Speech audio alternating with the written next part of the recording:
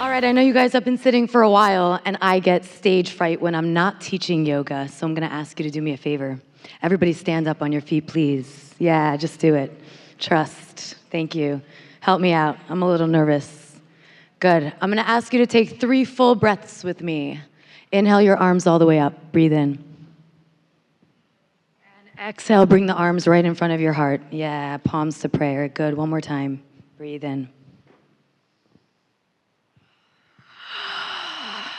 Thank you. One more time. Last one. Now I feel at home. Go ahead and find your seats. Thank you. So before I was the bad girl, which I'll explain shortly, I was a young, innocent girl. My family lived in Harrisburg, Pennsylvania, and we had a pretty relatively normal childhood at first. The only difference being that we were ultra-Orthodox. I wasn't allowed to dress like this. We used to have this lake right by our house called Italian Lake. I have my 2 sisters in the audience tonight. They know it. And we used to play this game called Lost in the Woods. We would pretend that we were orphans living in the forest and had to live off the land by making stone soup and eating berries. I loved that game. It made me feel happy, light. I loved being outside. And then the sun would start to go down, and we knew that it was time to go home. There were no cell phones then. There would be dinner on the table, and we'd eat together as a family. All very normal. And then we moved to a new city right before I began middle school. My parents were missionaries of sorts, coming from a Chabad Lubavitch background, so bringing Jews back into the faith. So we always went to modern schools where our other classmates were not religious. In this new city, the classmates were not as forgiving. So in about 6th and 7th grade, I began to get made fun of. I wore skirts down to my ankles, thick tights, long sleeves, shirts up to here. And they would say things like, "Do you think you're gonna be the Messiah? Did your parents ever tell you what sex is? Do your parents put holes in the sheets?"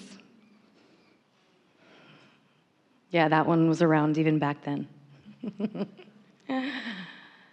And it wasn't fun. I hated it. They bullied me. I was different.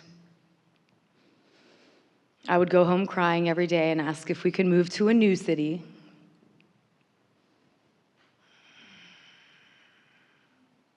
And I felt different. I didn't want to feel different.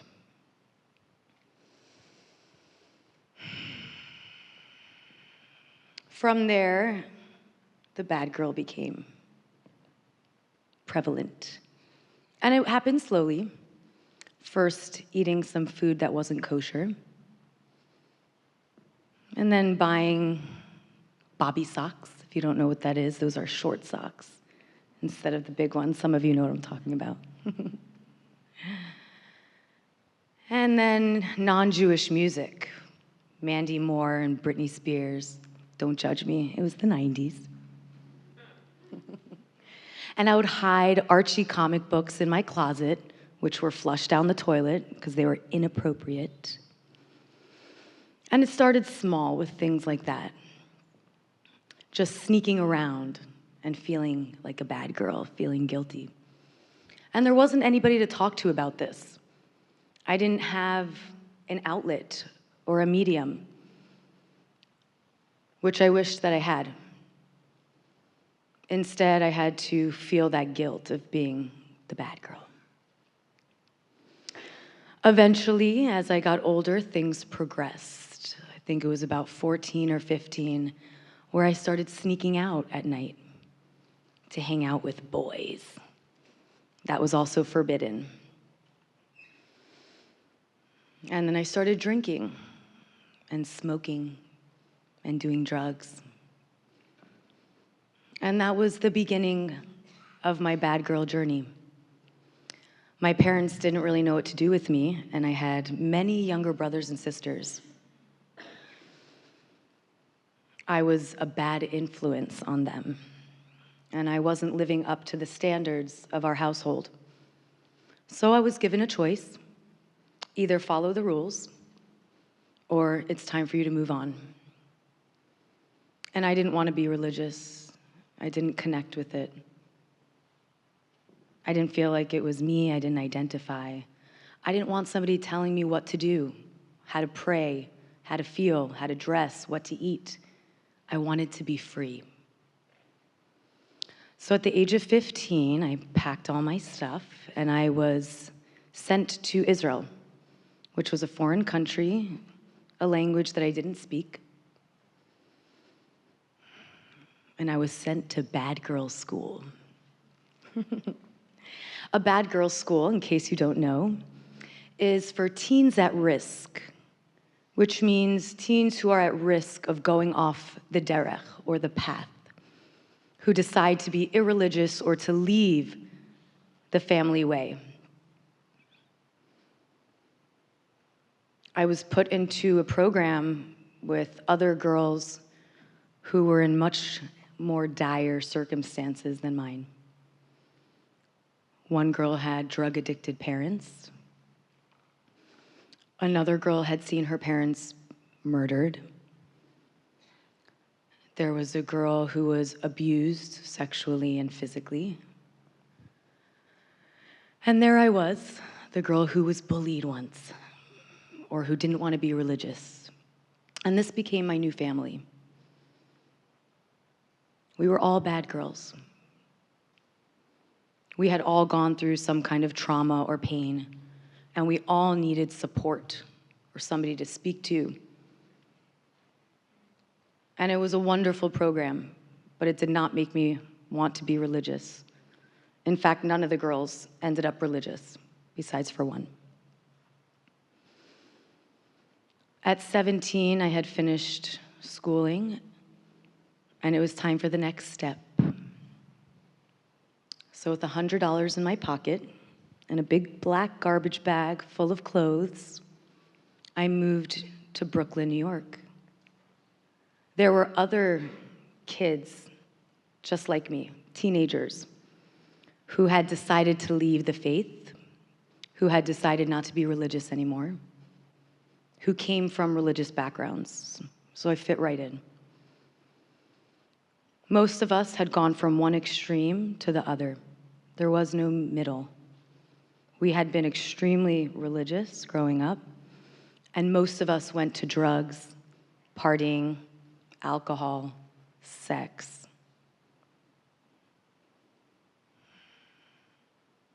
That lasted for a few years. Going out at least a few times a week, getting wasted. And it was fun. I had a great time at first. And then after a while, it felt kind of empty. I wanted meaning in my life. I wanted purpose. I wanted to feel something. I wanted direction. I wanted to do something important and real. I worked in finance for a few years. I made a little bit of money. I had an apartment. I had a car. On the surface, nothing seemed to be wrong.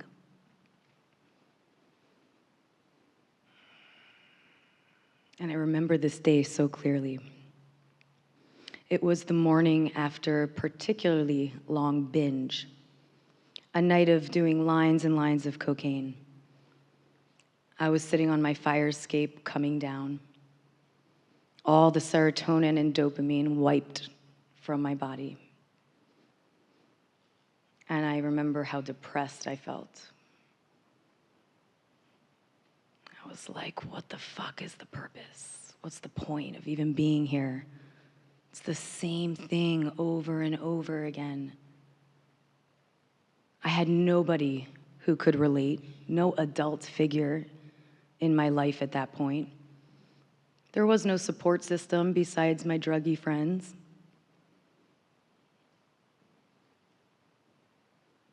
I had to go to work that morning, which I did. But I remember feeling like I wanted to die that day. I felt empty, not only that morning, but just with my life in general.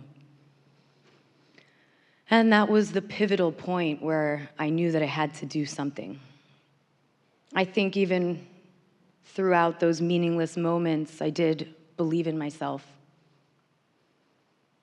And I started Googling ways to feel good in New York City. Healthy. And I discovered the concept of yoga. After checking out some studios, they have great deals. 1 week free. Buy one class, get a month. And I went searching from studio to studio, looking for a place that I connected with. I think I was searching for a teacher, for somebody who actually cared. And I found an amazing teacher after going to tens of studios. Dharma Mitra, he's still around. I did my teacher training with him. I liked his practice because it was a mental practice, mentally strengthening, physically strengthening, and all about stamina and discipline, which I needed a lot of.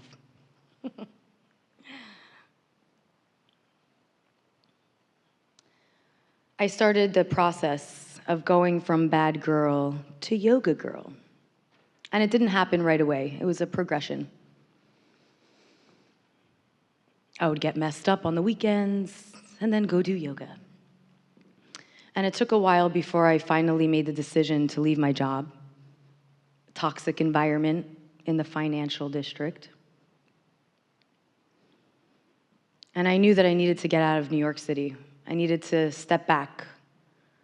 I was curious. I was asking questions within myself. I need something more. I need to feel fulfilled. I want to be filled up. I want to have a purpose in this life. So I shaved my head. I got rid of all my stuff. I let go of my car. It was a really cute Mini Cooper. I had a 2-bedroom rent-stabilized apartment in Brooklyn. Should not have given that up, but I did. And I bought a one-way ticket to Australia. And I had no idea what I was gonna do. But they gave me a work and travel visa, so I was like, why not? They want me. And I went on an adventure. I was traveling for about a year. I went to Australia, Vietnam, Cambodia, Thailand, and Bali. It was in Bali that I found the Hindu culture. And if you don't know, yoga comes from the Hindu culture. And Hinduism is all about love and acceptance. They are some of the most loving people I've ever met. And when I ran out of money, and it was time to go back to the States, I took that Hinduism, that concept of love, back home with me. And I decided to train to become a yoga instructor. But not just a regular yoga instructor. Somebody who incorporated the mental, the physical, the stamina, the love, and acceptance into the practice. It's funny because I taught private yoga in Brooklyn for about 6 years, and most of my clients were religious Jews. And this is not a Jew bashing, by the way. I love my heritage. My grandmother was a Holocaust survivor. She is one of my greatest inspirations. She was always so full of love and acceptance. She was very proud to be Jewish. So proud that she gave up on a very lucrative job that my grandfather got. That's her. In Alaska. But she decided not to take it so that my dad can go to a Jewish school in the Bronx. So being a Jew will always be a part of my life. But I do believe that we need to change the way that we are communicating with our children, that we need to open up lines of communication, that we need to teach our children about acceptance and love, about bullying, about other people being different, and that's okay, about having your own identity, about speaking up. We need to give our children support and to let them know that we're going to be there for them, that we are going to be present for them. I was lucky enough to have the opportunity to open a wellness space not too far from here. It's called Inhale Miami. Shameless plug. This space is very dear to my heart. It is a reflection of my journey. I don't have an angel investor. I open the doors every day, besides tonight, so I could be here with you. I work really hard because I don't want my son to have the same problems that I did. And all the bad girls out there now have a place to come to that's loving and accepting. And these Borough Park ladies that I worked with, they all wanted to share and connect. They had elevators in their mansions, but they still had pain. They still struggled. And when I knocked on their door with my yoga mat for the hour to stretch them and strengthen them, they just wanted a listening ear. They wanted to share. They wanted connection. And that has been part of my inspiration in creating this space. We host events. I curate programming at Inhale Miami.